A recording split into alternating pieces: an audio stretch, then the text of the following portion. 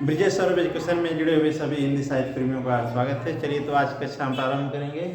तो हम लोग इससे पहले वाले वीडियो में भारतीय युग के बारे में पढ़ चुके हैं। आज हम लोग पढ़ेंगे द्विवेदी युग। जो आधुनिक काल है इसको 4 भागों में बांटा गया है। उसमें जो प्रथम काल आता है उसमें भारतीय युग, जिसको पुनर्जागरण काल कहते हैं। इसके बाद द्विवेदी युग आता है, फिर इसके बाद छायावाद युग आता है। इसके बाद फिर आते हैं हम लोग प्रगतिवाद, फिर प्रयोगवाद, इसके बाद नई कविता, फिर आगे यहाँ तक को इसको जो विभाजन किए हैं उसको हिंदी के साहित्यकार जो हुए डॉक्टर नगेंद्र जी के अनुसार, तो उसमें हम लोग आज दूसरा भाग पढ़ेंगे और इसमें आज हम लोग अध्ययन करेंगे द्विवेदी युग के बारे में।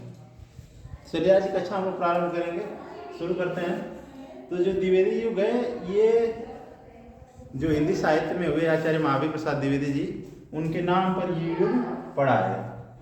और जो इस युग में सबसे सर्वश्रेष्ठ कवि हुए उसमें आचार्य महावीर प्रसाद द्विवेदी जी का नाम आता है। उन्हीं के नाम पर इस युग का नाम द्विवेदी युग पड़ा है।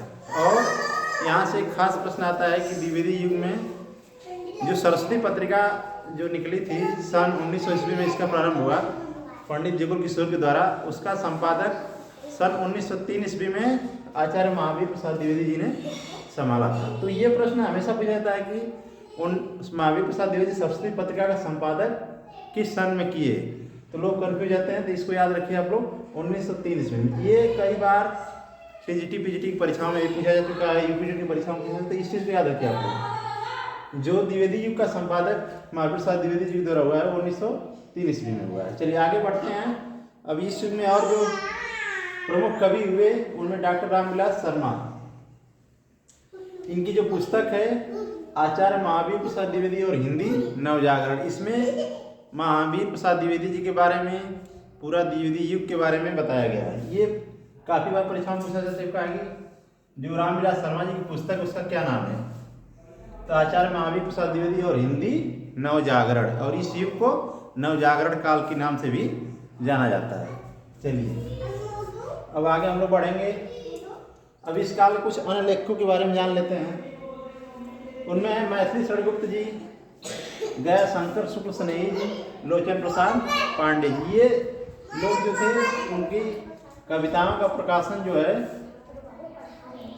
सरस्वती पत्रिका में होता था। और उसके संपादक जो थे इस समय वो आचार्य महावीर प्रसाद द्विवेदी जी थे। और ये उस दौर की कविताएं थी जो धीरे धीरे ब्रज भाषा से होकर खड़ी बोली में परिवर्तित हो रही थी। इसी समय ब्रज भाषा से छोड़कर जो कवि थे वो खड़ी बोली में रचनाएं करते थे। इस समय ऐसा था कि इससे पहले जो कविताएं लिखी जाती थी उनमें ब्रज भाषा का ज़्यादा प्रभाव था।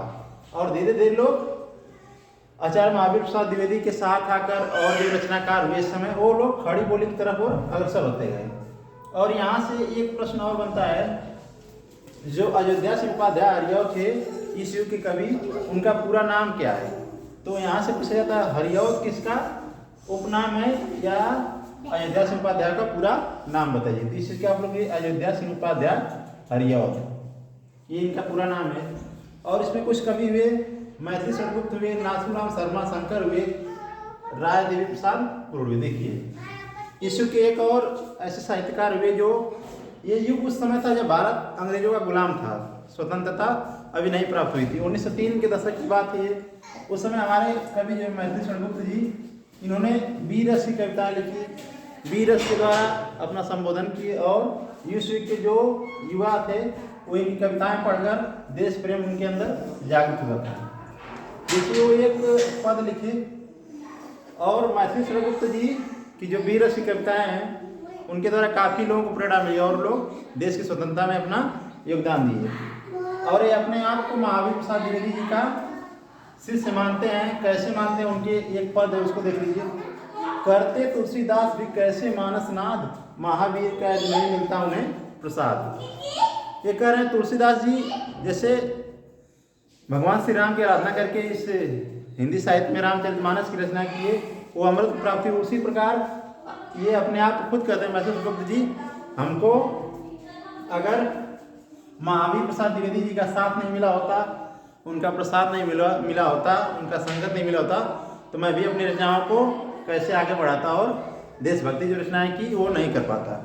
उसी संदर्भ में लिखे थे, करते तुलसीदास भी कैसे मानसनाद, महावीर का यदि नहीं मिलता उन्हें प्रसाद, और महावीर स्वामी ये महावीर प्रसाद द्विवेदी जी का उनको अगर प्रसाद मतलब उनका संगत, उनका प्रेम नहीं मिलता तो आगे नहीं बढ़ पाते। अब देखिए मैथिली स्वरगुप्त कुछ देश प्रेम की रचनाएं देखिए, देशभक्ति रचनाएं, इसमें प्रमुख है भारत भारती, और एक लिखे महाकाव्य साकेत। जो साकेत ऐसा महाकाव्य जो रामचरितमानस से काफी कुछ प्रभावित साकेत महाकाव्य है। इस महाकाव्य की खासियत है कि इसमें जो ये भगवान श्री राम के भाई हुए श्री लक्ष्मण जी, उनकी जो आराध्य पत्नी है उर्मिला जी, उनके वियोग का वर्णन है। उनको दिखाया गया है किस प्रकार वो अपने पति को कितना मानती हैं, उनका सम्मान इस महाकाव्य में ज़्यादा दिखाया गया है। चलिए, और मैथिली स्वरगुप्त जी की एक वीर जो वीरों के प्रति समर्पित थी, जिसमें वो लोगों को जागृत करते थे, युवाओं को, उनमें एक पद है, उसको देख लेते हैं। क्षत्रिय सुनो अब तो कुवेश की कालिमा को मेट दो, निज देश को जीवन सहित तन मन तथा धन भेद दो।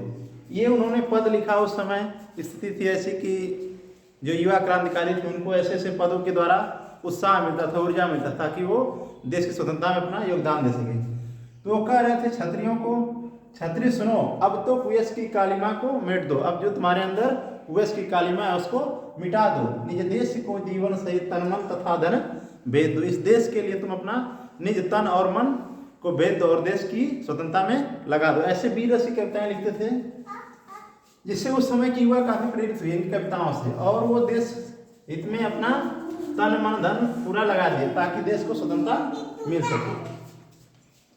आगे देखिए, मैथिली स्वरगुप्त की कुछ और प्रमुख रचनाएं हैं जो अक्सर परीक्षाओं में पूछा, तो उनमें जयद्रथ वध, पंचवटी, झंकार, यशोधरा, द्वापर, जय भारत, विष्णुप्रिया।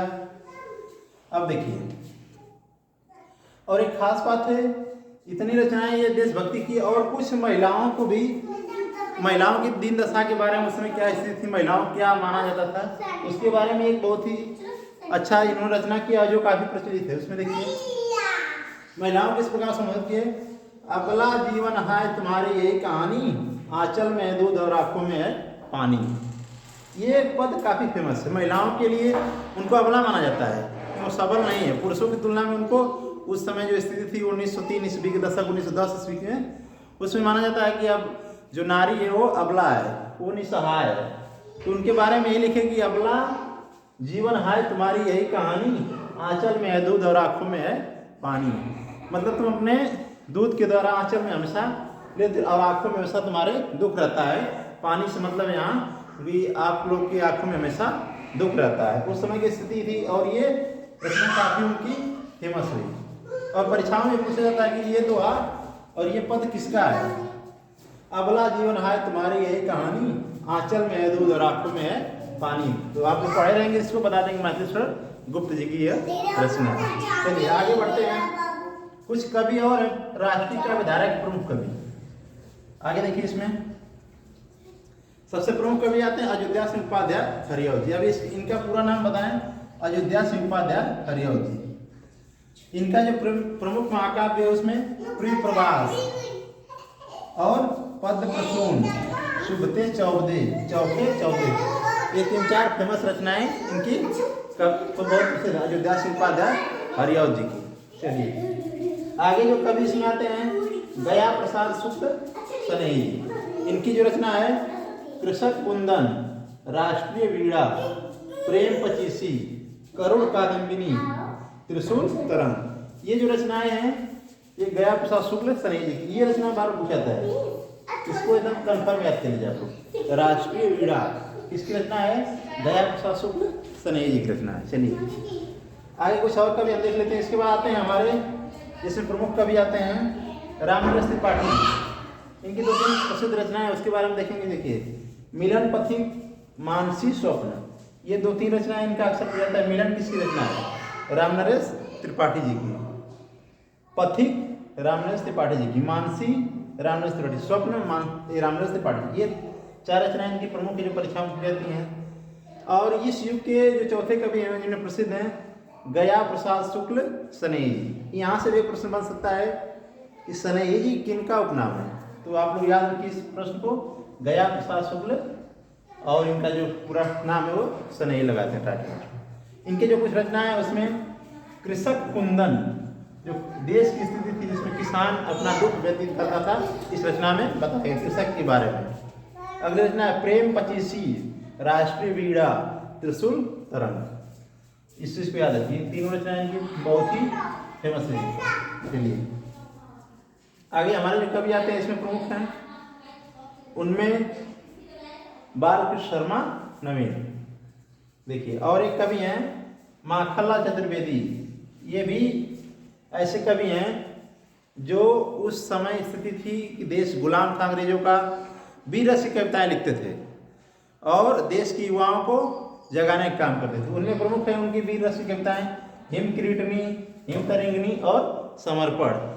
ये तीनों रचनाएं माखनलाल चतुर्वेदी जी की हैं। चलिए आगे हमारे जो अगले कवि हैं उसमें बालकृष्ण शर्मा नवीन जी, इनकी जो रचनाएं हैं उनमें कुमकुम, उर्मिला, रश्मि रेखा, हम विस्माई, जन्म के, विनोबा स्तवन, ये थे हमारे जो द्विवेदी युग, जिसके संपादक जिनके नाम पर ये युग पड़ा है उसमें महावीर प्रसाद द्विवेदी जाते हैं, जो सरस्वती पत्रिका के संपादक 1903 में प्रकाशित थे। और इस युग के जितने भी कवि थे उनकी रचनाएं सरस्वती पत्रिका में प्रकाशित होती थी। ये द्विवेदी से संबंधित जितने भी प्रश्न संभावित प्रश्न बन सकते थे उनके बारे में बताए।